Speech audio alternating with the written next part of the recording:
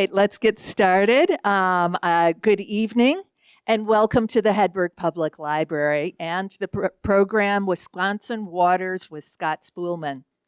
This program is part of the Wisconsin Historical Society's History Makers Tour, which is funded by grants from the Institute of Museum and Library Services and by Culver's. The Wisconsin Historical Society was established in 1846, 2 years before Wisconsin became a state, making us one of the oldest and most active historical societies in the nation.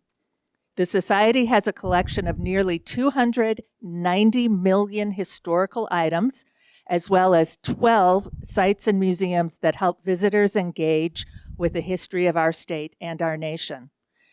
The Wisconsin Historical Society is currently developing a new state-of-the-art history center, which is expected to open to the public in 2027.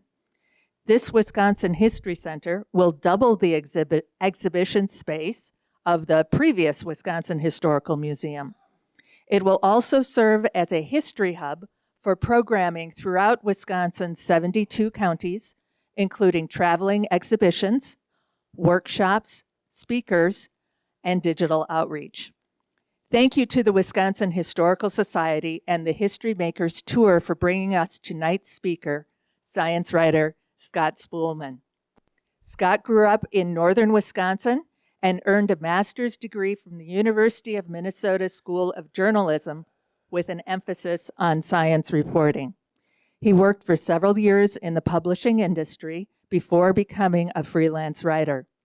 Scott's writing focuses on natural science and the environment of Wisconsin and surrounding states. His latest books are Wisconsin Waters, The Ancient History of Lakes, Rivers, and Waterfalls, the award-winning Wisconsin State Parks, Extraordinary Stories of Geology and Natural History. Both are published by the Wisconsin Historical Society Press. He has also written Wisconsin Rocks, a guide to geologic sites in the Badger State, published by Mountain Press Publishing Company. And he has co-authored several editions of environmental science textbooks. Please help me welcome Scott Spoolman.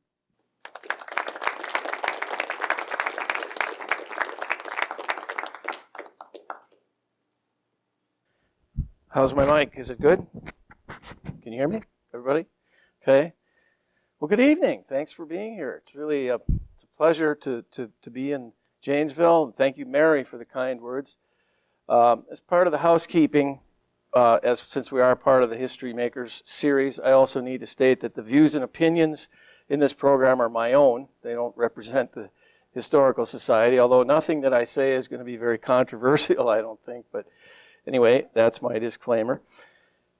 So it's nice to be here in Janesville, one of Wisconsin's old river towns. I like to go to river towns. I think that a river running through town always brings kind of a special feeling to a city. It brings a unique culture and a history to town. And in Janesville's case, the river brought settlers to the rich River Valley farmland about 12 years before Wisconsin became a state. I'm sure you folks know this, but I learned recently that one of the settlers was one Henry Janes, and Henry became the first postmaster, and the Postal Service named the new post office after Mr. Janes, and then the name stuck for the new town as well. That's probably not news to you folks, but I didn't know that. It's nice to know. So I'm here to talk about my newest book, Wisconsin Waters, The Ancient History of Lakes, Rivers, and Waterfalls. Published by Wisconsin Historical Society Press. And this book is in the same vein as the other book that Mary mentioned, Wisconsin State Parks, Extraordinary Stories of Geology and Natural History. Both books explore the geologic and natural history of Wisconsin, in one case using the state parks as entry points, and the other using our waterways. And both of them contain travel or trail guides that will help you to get out and see for yourselves what I researched and what I saw when I was writing the books. Evidence of the state's fascinating geologic history. And before we go further here, I just want to thank some people who made it possible for us to be here tonight, especially Mary Bulow, your very able librarian and history specialist. She's helped me out with a lot of local information. And what a beautiful facility this is. This is just an outstanding library. We've been to a lot of them. Thank you to all the people who helped make this place run, too. So, we're thrilled to be visiting here tonight. And by we, I mean myself and Gail Martinelli, my wife, my fellow explorer and wife, Gail, is in the second row there, first seat. Gail's my partner in all that we do. She gives me invaluable help with research and photos, coaching, managing, much more. So thank you, Gail. Okay, people often ask how I got interested in doing this work. And I always say that I've been fascinated by Wisconsin's wild natural settings, its forests, fields, and waters since I was about 5 years old, when my older brother John took me on the first of many hikes in a place that looked like this around our hometown of Cumberland, Wisconsin, northwest corner of the state. Some of you know where that is. Later we moved to Hayward, where the Namakagon River runs through. And it wasn't long before John had me out canoeing that river. This photo is just taken just a few years ago. Actually, it dates us. It's the time before there was color photography. But at any rate, that's John in the stern, me in the bow. And it wasn't long before I fell in love with canoeing, and I was happy to dedicate this book to my brother John. So, regarding Wisconsin's waterways, there's plenty to talk about. Water is so important to us all here in Wisconsin. I forgot to get something. I'll be right back. I gotta have my book.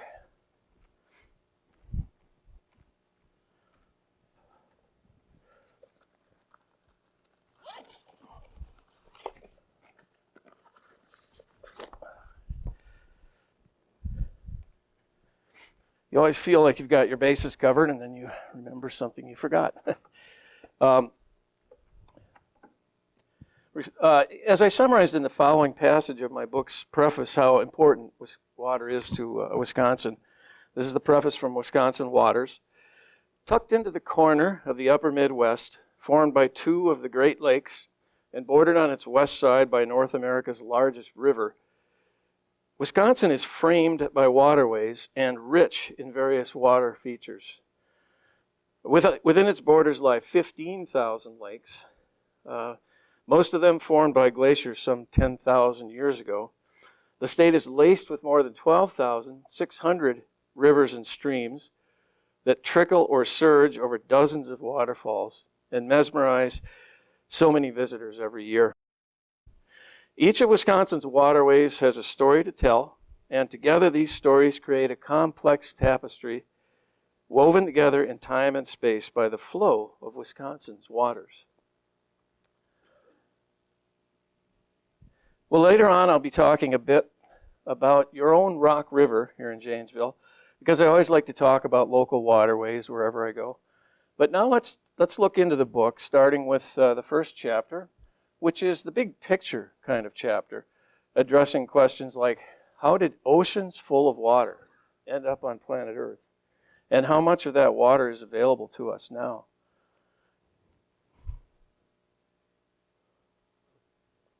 And it's that availability question that was a real eye-opener for me. This slide might help you to visualize how finite our water resource is. The largest blue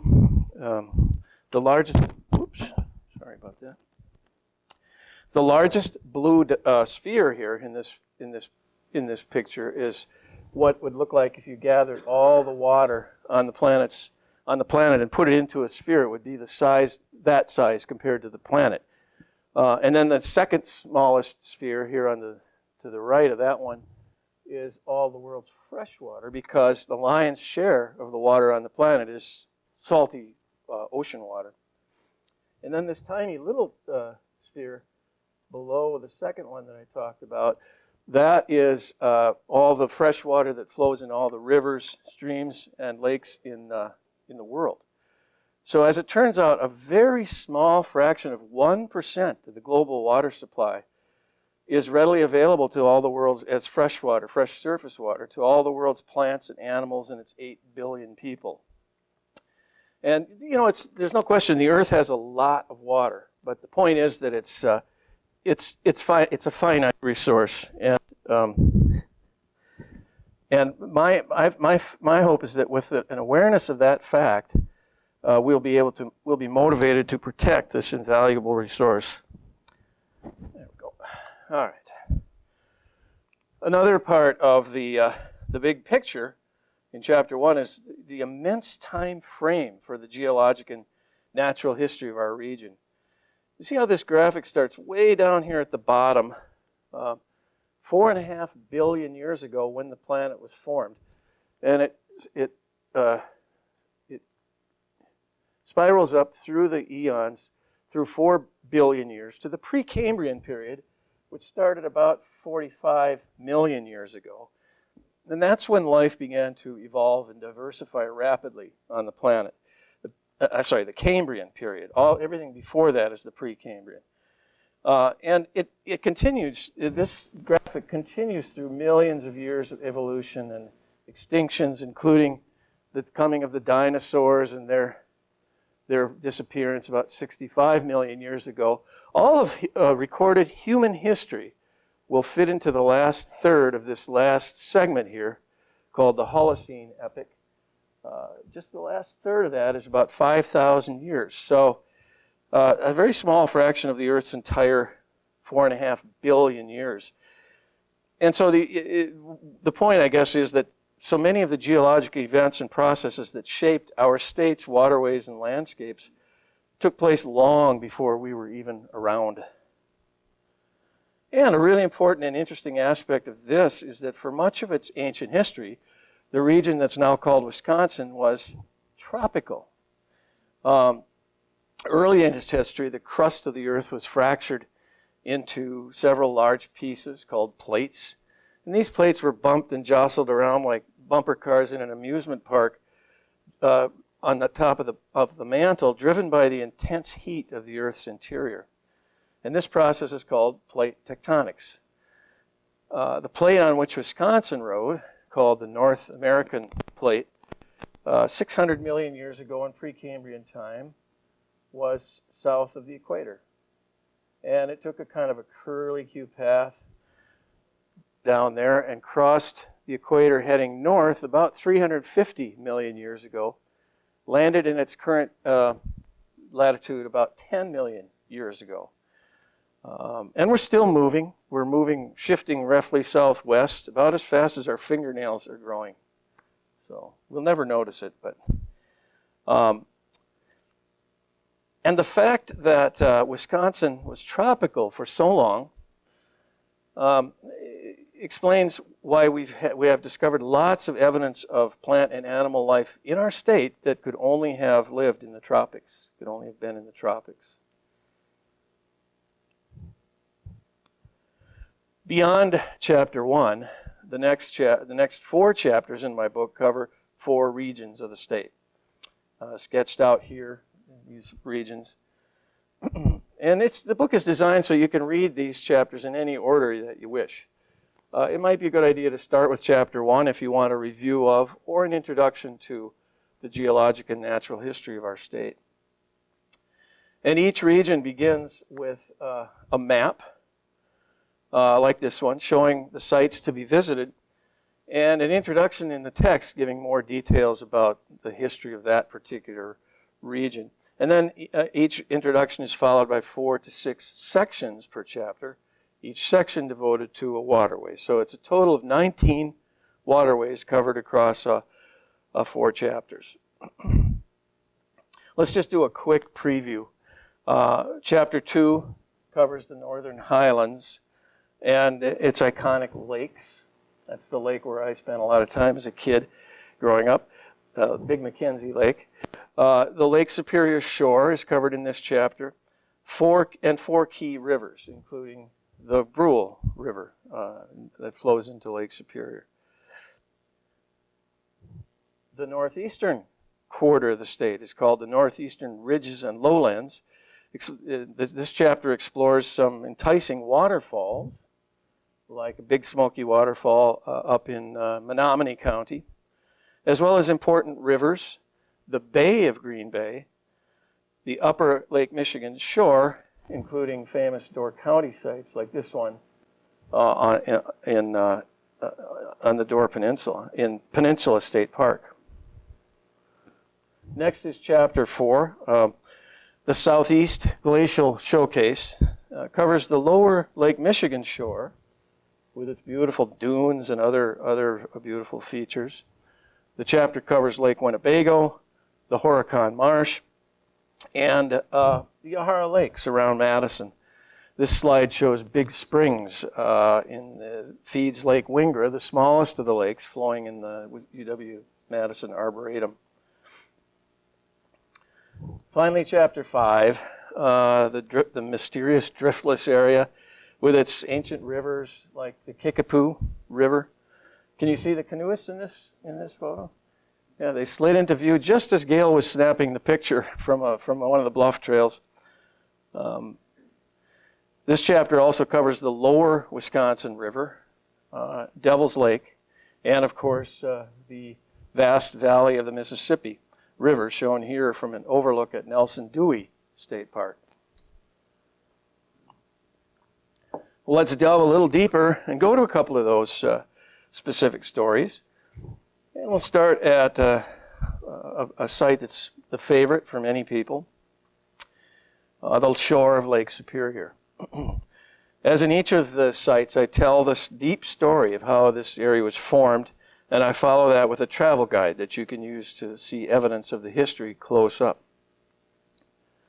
Now, the story of Lake Superior dates back to an event called the Mid-Continent Rift, in which a great crevice formed across a part of the ancient North American continent about 1.1 billion years ago. A giant plume of magma, or hot fluid rock, had worked its way up from the deep in the mantle of the earth, finding cracks and crevices in the crust and prying them open. And this took about 25 million years for this great rift to form. If you check this image, obviously none of the Great Lakes or states were here. They're shown for reference.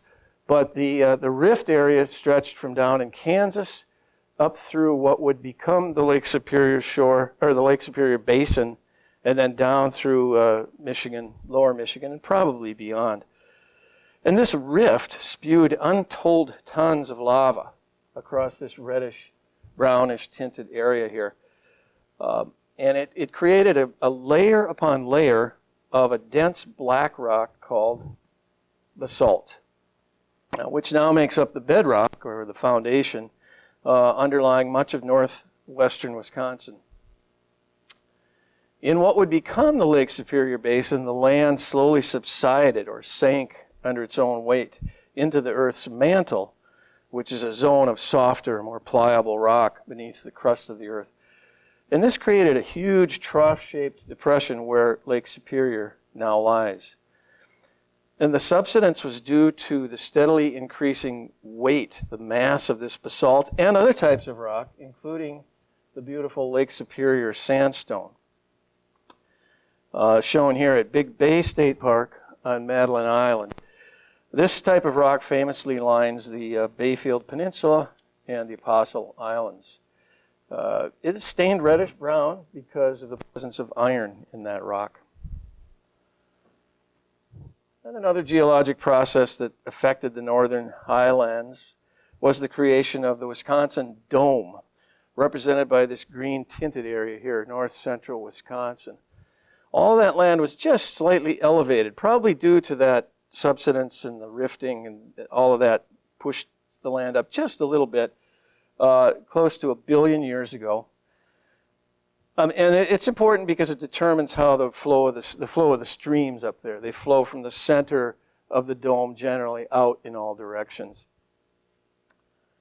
And yet, let's see, one more geologic event that helped shape the Lake Superior shore region occurred sometime between 1 billion and 500 million years ago, when the primitive North American continent collided with another continent at its southeastern edge.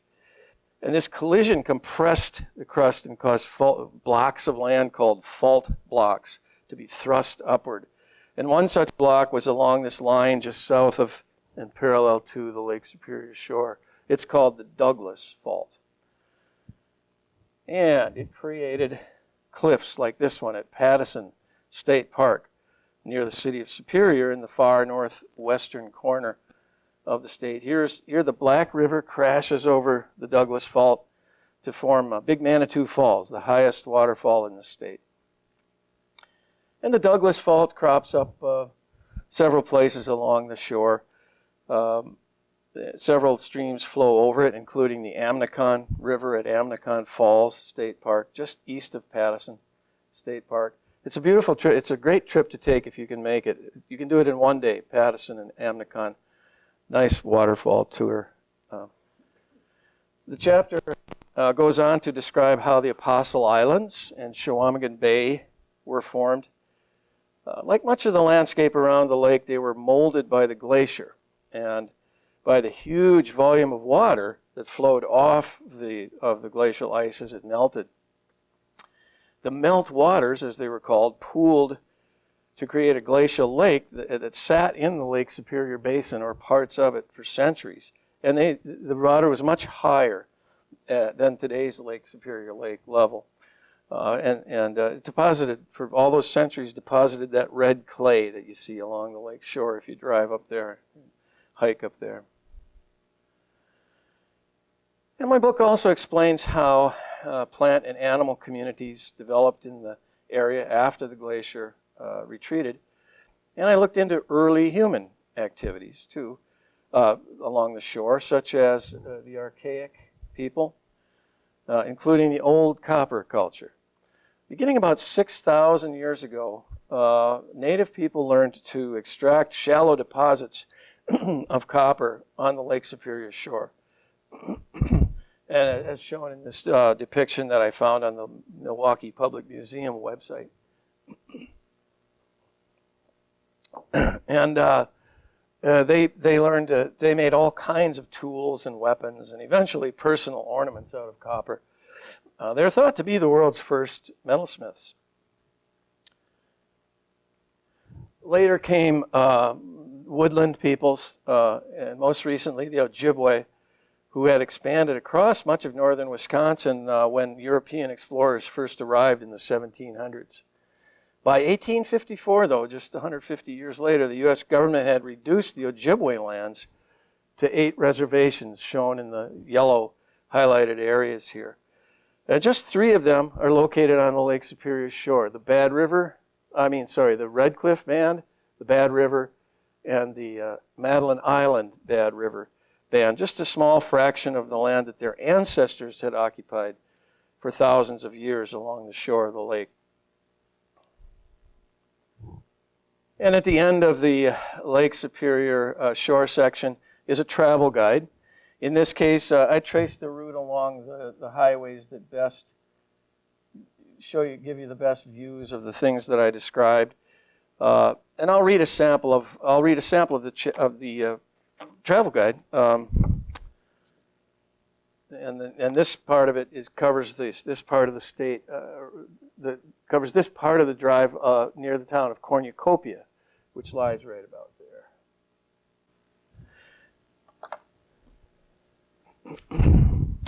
Highway 13 descends into the valley of the Siskiwit River, where Wisconsin's northernmost town, Cornucopia, overlooks Siskiwit Bay. Just west of town is the Lost Creek Bog State Natural Area, where rising lake levels have put the mouths of 3 creeks underwater. These 3 creeks descend from the hills to the south, and one of them forms a gorgeous, secluded waterfall called Lost Creek Falls. A side trip there involves a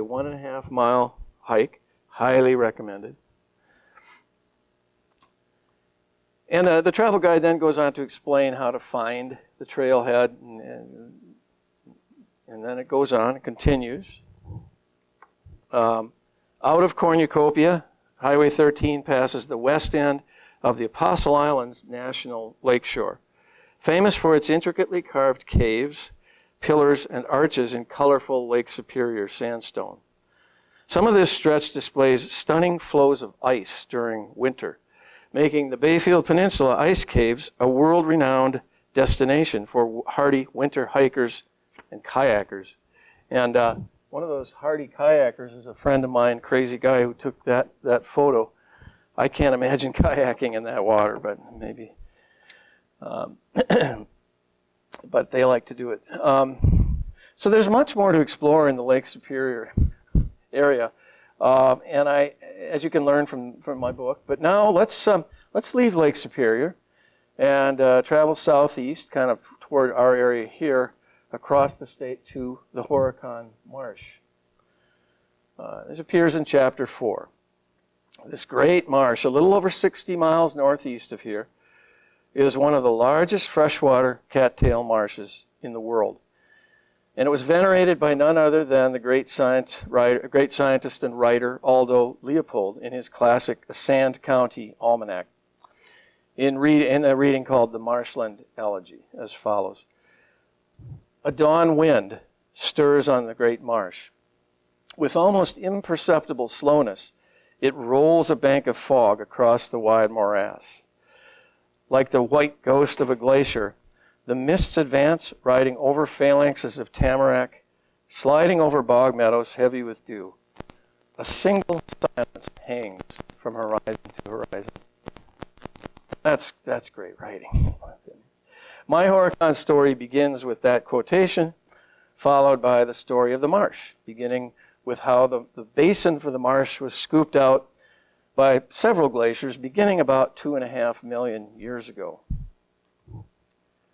And most of that carving was done by the most recent glacier, the one named after Wisconsin, as it advanced from the north, creating this huge basin that lies mostly in Dodge County, a little bit in Fond du Lac.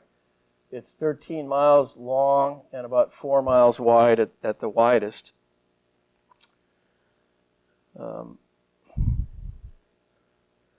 As the glacier shrank away and melted, it filled this basin with icy water melting off the glacier, making a glacial lake or a pool of icy melt water. And as the glacier shrank away to the north, that glacial lake was fed by the headwaters of your very own Rock River. You see this is the Horicon Marsh highlighted in green up here. This whole map is the Rock River Valley. And the Horicon Marsh is up here at the north end. 3 little streams feed the marsh and join there and flow out as the Rock River. And it continues south through Janesville, of course. Back in glacial times, the Horicon Marsh area was a tundra that might have resembled this artist's rendition. It would have hosted only the hardiest of ground cover species like lichens, mosses, some grasses, eventually some stunted tree species. The animals in the area included woolly mammoths, pictured here, musk oxen, mastodons, caribou, and probably large cats like those that you see here feeding on a carcass in the lower right corner of this image. And it's likely that Horicon even hosted giant beavers, larger than today's black bears. Here's a picture of a skeleton from a museum. These beavers grew as big as 7 feet long, from nose to tail. Likely weighed well over 200 pounds. And they had incisor teeth 6 inches long. It's true. Evidence of such animals had been found in this and other areas of Wisconsin. And for many decades after the glacier had shaped the Horicon Basin and was receding to the north, the area remained a tundra where mammoths ranged across the plains, munching on grasses. Here's a picture of Gail getting to know the last remaining mammoth up there at at the Horicon Marsh. It stands up there overlooking the marsh like a sentinel. It's really impressive. It's a full-scale replica. And the mammoths were extinct by about 11,000 years ago. But they may have watched as humans moved into the area about 1,000 years before they became extinct. Nearly every major prehistoric native culture known in the upper Midwest is thought to have used the marsh, including the paleo hunters who hunted that big game that you just saw a picture of, and other large mammoths and other large mammals, followed by the archaic cultures and other woodland native cultures. The word Horicon is derived from an Algonquin term meaning a land of clean, pure water.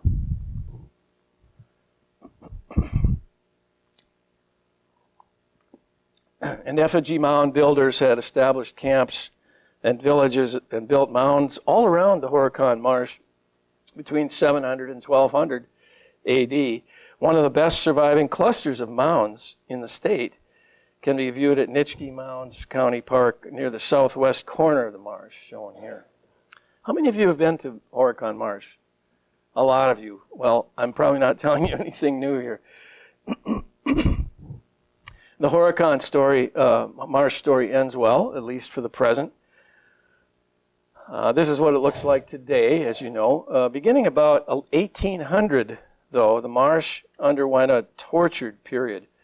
It was first flooded to facilitate logging, followed by overhunting to the point where duck and other waterfowl populations were nearly wiped out.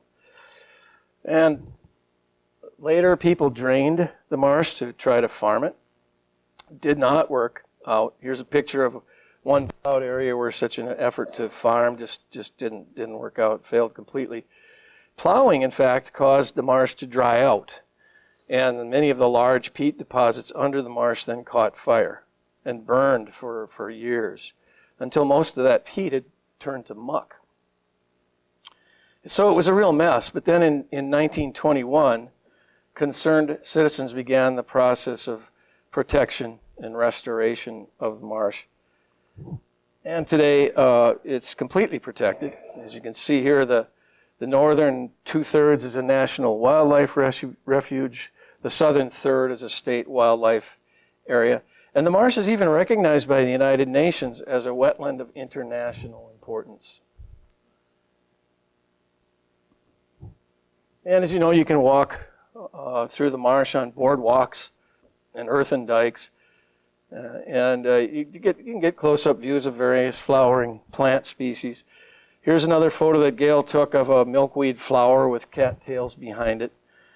The marsh hosts countless species of insects, including the endangered monarch butterfly that depends on the milkweed. And you'll see amphibians and reptiles, and of course, birds. More than 300 species of birds, including pelicans, egrets, herons, swans, swans, cranes, and ibises, and many more use the marsh, especially during migration. And this photo and the first one you saw of the marsh at dawn was taken by Jack Barthelme of the Friends of Horicon Marsh. And we owe those Friends groups a lot for the debt of gratitude for the ongoing work that they do to restore and protect the marsh, as well as any other Friends groups. Maybe there's a Friends of the Hedberg Public Library. But my hat's off to the Friends groups.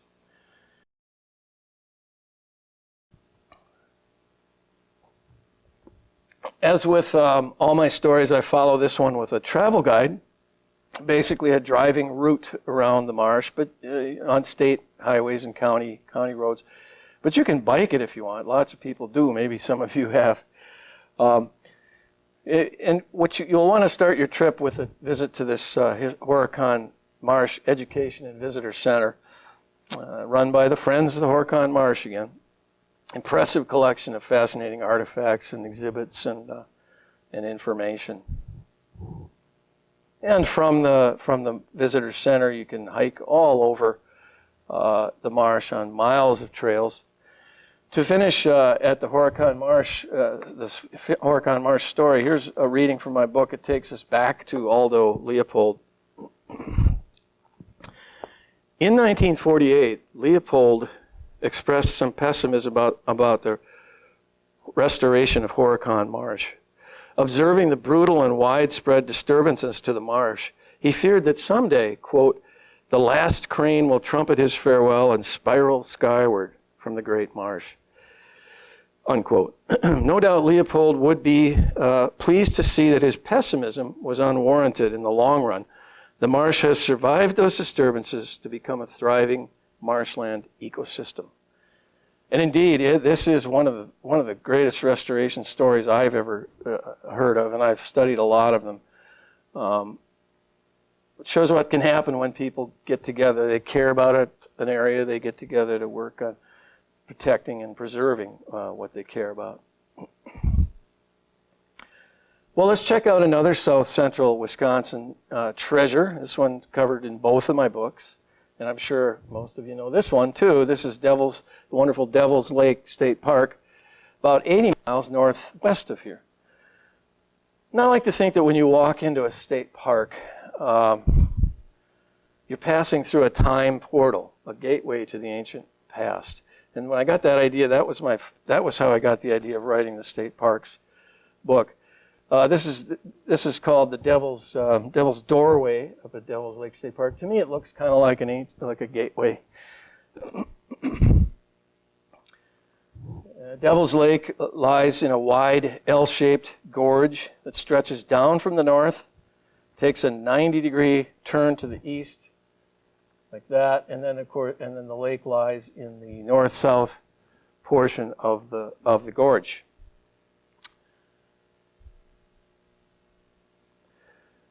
A passage from my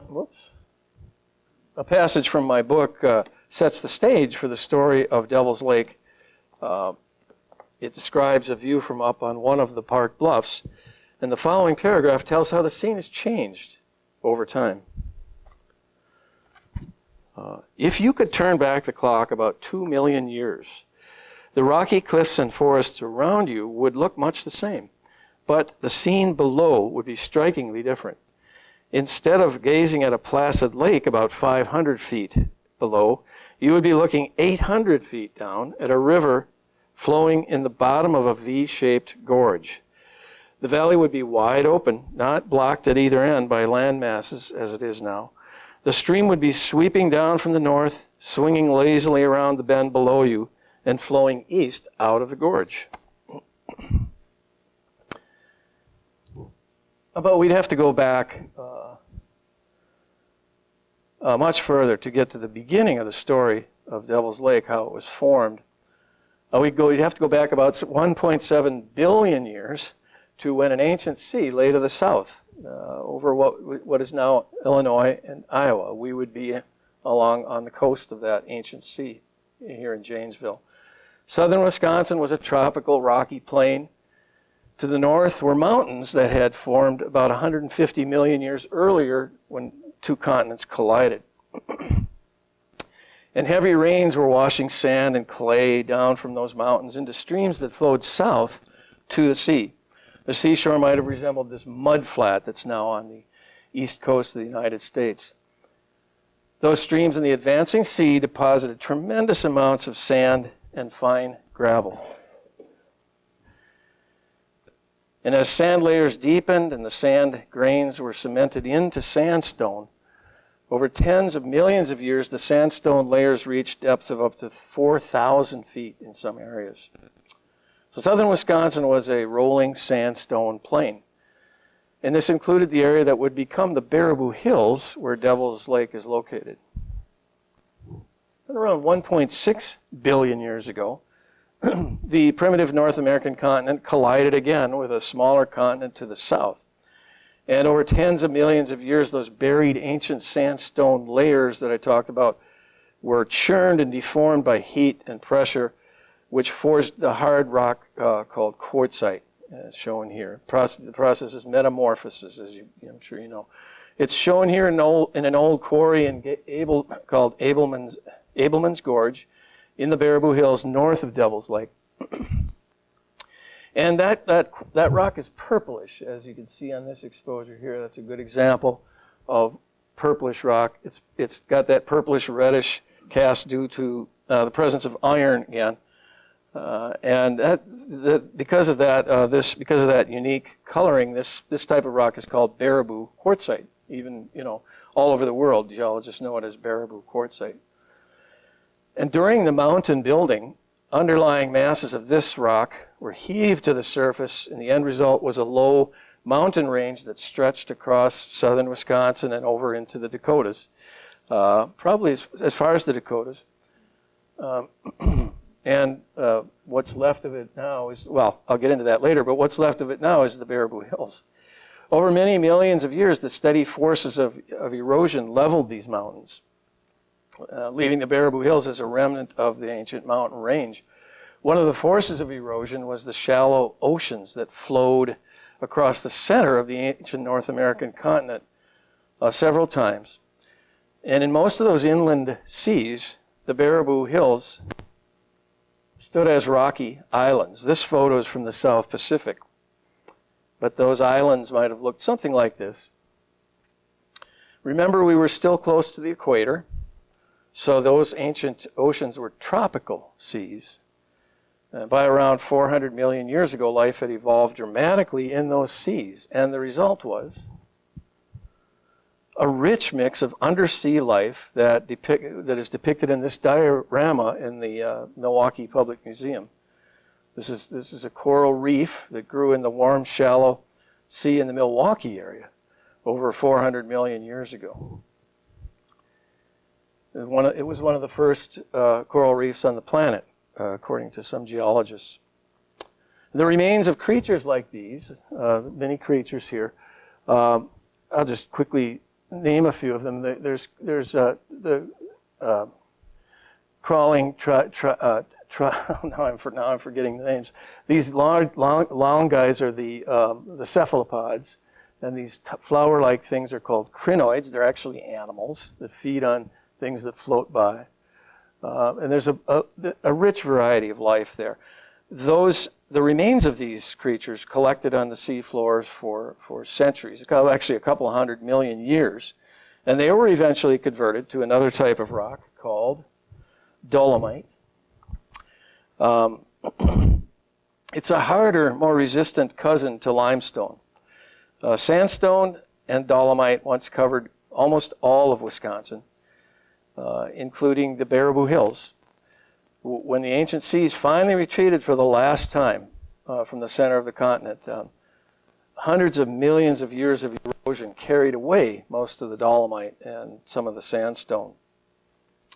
And up at Devil's Lake, though, once again, the hard quartzite bluffs of that gorge held firm against the erosion.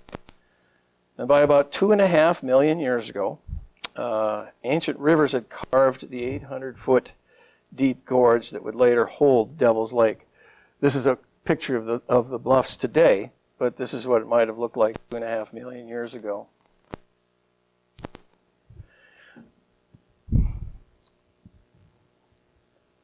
Well, then came the glaciers. There were several glaciers during that roughly 2.5 million year ice age. Some geologists think that as many as 15 or more major ice sheets advanced down up from the north. The most recent glacier entered the state around 30,000 years ago. And a section of the glacier called the Green Bay Lobe flowed closest to Devil's Lake. There's the Green Bay Lobe there.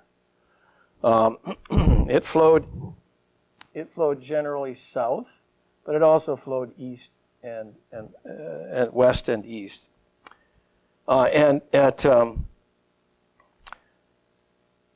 It pushed into the Devil's Lake Gorge about 19,000 years ago. Oops. From the east. This is a closer look of this is a topographical map of the Devil's Lake State Park. And of course, the lake is over here on the left of this image. The highlands on the east side of the lake are in the center there. And this glacial ice crept in from the east, but it couldn't get out. It couldn't get over those highlands to the east of the lake. The glacier was beginning to peter out at that time. However, north and south of of those highlands, the glacier kept pushing ice to the west here and here. And it stopped there at what is now the Devil's Lake Gorge, created that gorge at that point by plugging both ends of the basin where the lake is now.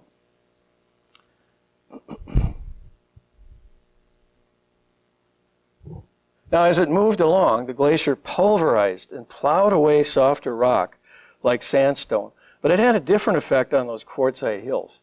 It was more like that of a pick than a bulldozer. Because even in glacial times, during the summer months, the short summer months, water would flow into the cracks and crevices in the rock. And when it froze during the long, cold glacial winters, then it expanded and pried those cracks and eventually pried rock pieces apart.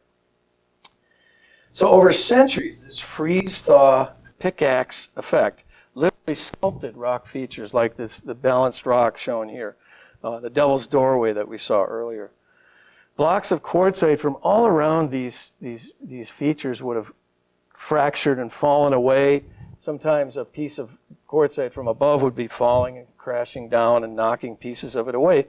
So this process, this is literally a sculpting process. And it is also responsible for those talus slopes, those piles of fractured quartzite that lie along the bases of some of the bluffs up at Devil's Lake.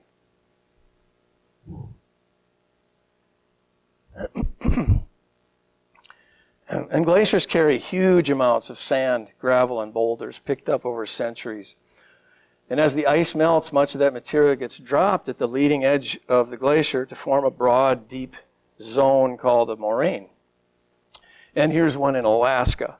You can see here's the moraine that was formed by the ice. The ice is now retreating to the right of this photo. Here's the moraine here, and the ice is fading back.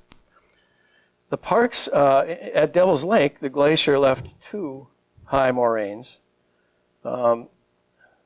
That's the moraine at the north end of the lake. The park's nature center sits near the top of that moraine up in there.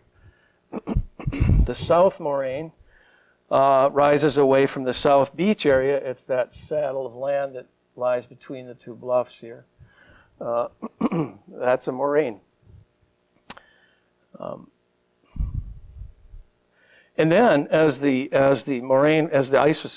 glacier was fading away, ice melted to form a glacial lake in the basin that was actually more than 100 feet deeper than today's lake, if you can imagine that. But the last of the glacial drama at Devil's Lake occurred about 10,000 years ago. The deep glacial lake had drained away and left the jewel of a lake that today lies at the heart of Devil's Lake State Park. The Devil's Lake story in my book describes how people have used the lake, from the earliest native, the residents, to today's visitors. And I especially enjoyed finding out that native cultures had several different names for the lake. Names like Spirit Lake, Mystery Lake, Holy Lake, and my favorite, the Lake of the Red Mountain Shadows. For those people, it was a place for hunting and fishing, but also a place for wonder and worship of the spirits. And I'll finish with one more reading. I'll finish the Devil's Lake story with one more reading. It begins with a quotation from naturalist Kenneth Lange, who worked up at Devil's Lake State Park for 30 years. I really like the quotation because it sums up what I've wanted to gain and share with you in exploring and writing about the parks. It begins with my own writing, though, as follows. Devil's Lake receives 1.5 million visitors a year on average. They hike upon 1.7 billion-year-old quartzite bluffs. They sail, swim, and dive in the 16,000-year-old lake. They camp on moraines where ancient walls of ice once stood. Rock climbers have found 2,000 or more roots among the cracks and crags of its hard rock walls. Students of all ages and their teachers arrive by the busloads, and scientists from all over the world have probed its glades and forests for decades. For many, though, it is a stunning awareness of a sense of place that this park brings. In so many spots along the trails, you cannot help but stop and gaze and breathe and wonder. Naturalist Kenneth Lange said it well in a description of one morning in the park, written into the epilogue of his book, A Song of Place. He wrote, "I recall a dawn at Devil's Lake when the air was so calm and bathed in such an orange glow that it seemed as if some great mystery was to unfold.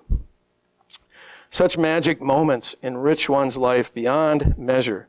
They represent the reward of staying in one place and keeping watch." I like that. That says it all for me. Well, before we circle back here to Janesville, how are we doing for time? I guess we're okay. Okay. We'll just make one more quick stop at a place that I'm sure many of you are familiar with, Parfrey's Glen, east of Devil's Lake. There's just this is one of Gail's and my favorite places to hike. It's on the flank of the Baraboo Hills. It's one of many little canyons carved by torrents of melted water flowing off the retreating glacier several times, and then more recently from catastrophic flooding in our own time. Let's take a quick closer look. Parfrey's Glen contains loads of evidence of dramatic geologic processes that occurred here. For example, on the trail into the Glen, you encounter outstanding examples of conglomerate made of the quartzite stones and boulders cemented within sandstone. See, all these little round boulders are quartzite, and what they're in is sandstone. This conglomerate indicates the nearby presence of a sea cliff on an island from Cambrian Sea 500 million years ago. This was a tropical sea, as I said, so it saw frequent storms. So the cliff was probably battered by storm waves that tore chunks of rock loose from the cliff and dropped them into the surf and tumbled them for many centuries until they were rounded off. And then they were buried in sand and gravel and later converted to this rock conglomerate. Here's another view. Look at the layers of conglomerate there. It's just a geologist's dream. The ancient cliff from which these stones came is still there. It's behind that, what you see here. Lies to the west of the trail into the Glen.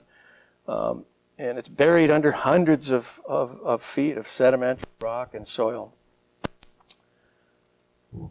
Other signs of the dramatic flooding and carving of the Glen are these gigantic boulders torn from the canyon wall and dropped here by raging floodwaters. Another clue to the existence of these was potholes high up on the wall. You know, when ancient streams were roaring through these little canyons, they would form eddies or whirlpools, and they would capture rocks and stones and whirl them around for decades, centuries, until they had literally drilled holes into the hard rock quartzite. This partial pothole that you can see here is probably 10 feet across. And look where it is, way up on the wall there. What that indicates is that the river, when it formed that pothole, was at that level. So you had these streams that gradually carved these floods gradually carved the Glen deeper and deeper, making it the hauntingly beautiful place that it is today. So, well, now let's come back to your home turf here. Wherever I go to present my books, I like to research and talk a little bit about local waterways. And here in Janesville, the obvious choice is the Rock River. This is a nice photo of the downtown from Full Spectrum Photography. Here's a bedrock map of Rock County with Janesville located there, marked in red.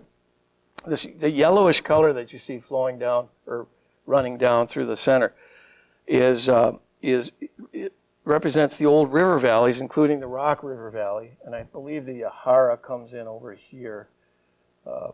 And the bedrock under us here in the river valley is a mix of that Cambrian sandstone, more than 550 million years old, and it is overlain with younger layers of dolomite.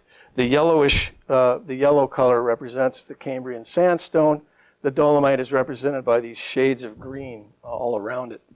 That's a younger rock that formed on the floors of ancient oceans, more like 400 million years ago. So here in the valley, the river has eroded away the younger dolomite layers and got down to that 500 million year old Cambrian sandstone, which is rarely exposed in southern Wisconsin. It's buried almost everywhere else.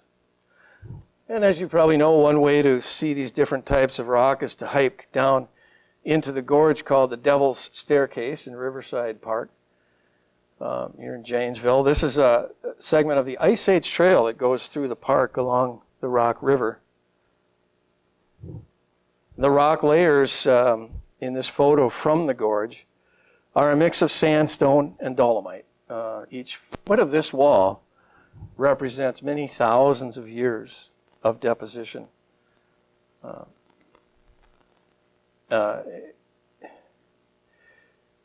And it's rock deposited on the floors of ancient oceans. And as you hike down into the gorge, it's like a little bit like traveling back in time to about 500 million years ago. And as you climb back out, you're returning to the present time. And Rock County, as we know, was formed mostly by the glaciers. This is a glacial map of Rock County again. See Janesville located there. The lines labeled Johnstown and Milton represent the great moraines that formed as the glacier stopped and then moved back and stopped again and piled up these zones of rock. The arrows show how the glacial ice flowed and then later how the meltwaters, the floodwaters off the glacier flowed. So note that here in Janesville, we're south of the Johnstown moraine, which means that if we were to suddenly turn back the clock to about 18,000 years ago, that wall of the glacier would have been a few miles to our north, looking like this, something like this glacier today in Greenland. Beginning around 18 or 19,000 years ago, the glacier started to melt, and eventually water was gushing off these ice walls, creating roaring streams of meltwater. And that's how the Rock River would have started out, looking a lot like this meltwater river today in Greenland again, just filling the river valleys from rim to rim. And here in the library, we would be sitting under a fast-flowing stream of icy water if we were to suddenly return to that time. And of course, over the centuries, that massive torrent settled down to become the docile Rock River of today, beloved by many who live along its shores or who travel there to recreate, to paddle the river, or just to be there. The Rock River is nice. Well, I hope that my books with their stories, travel guides, will help you to explore and enjoy many of Wisconsin's waterways and other beautiful natural settings. It's been a pleasure to be here with you tonight. I'll be happy to sign copies of my books when we're done here if you like. Now I'd welcome any questions you might have. And I also have a slide to put up. Should I put it up after the questions? Yes. Okay. Okay. So if anyone does have questions, go ahead and raise your hand. I'll bring the mic around so everyone can hear the question as well as the answer. So are you just awed by the beautiful pictures? Okay, we have a question over here.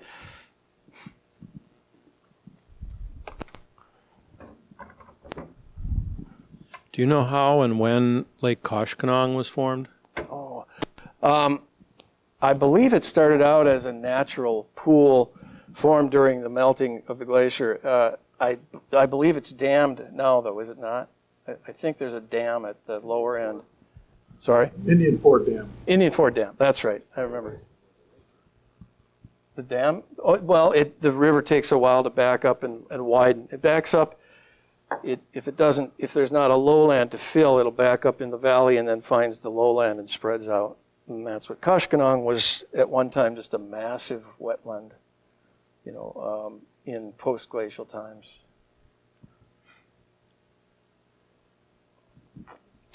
Okay, another question in the back here. Just wondering what the status is of having more of the rock be free-flowing, dam removal, that sort of stuff. What's the word on that?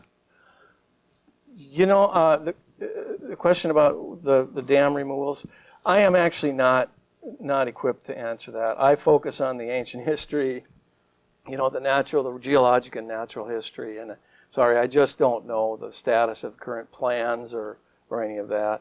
The library very well may have that information for you.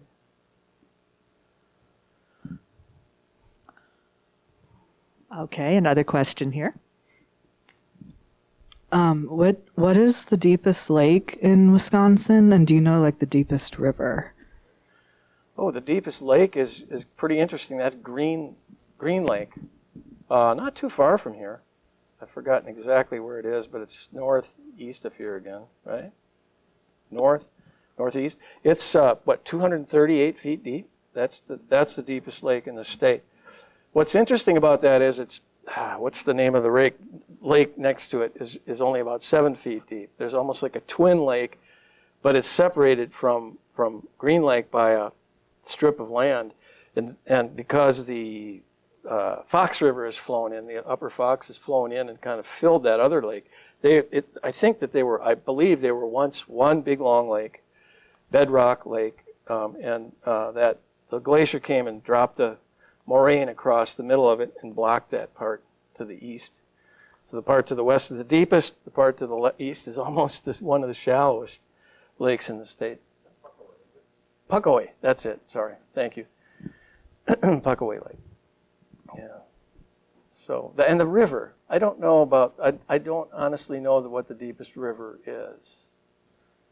Probably one of the rivers don't get terribly deep, but I would guess that the Mississippi probably has deeper holes than any other. The Wisconsin probably, in some places, the Wisconsin River, lower Wisconsin in particular. Pretty sure those would be the deepest rivers. Okay. Any other questions? Oh, there's one over here. Thank you.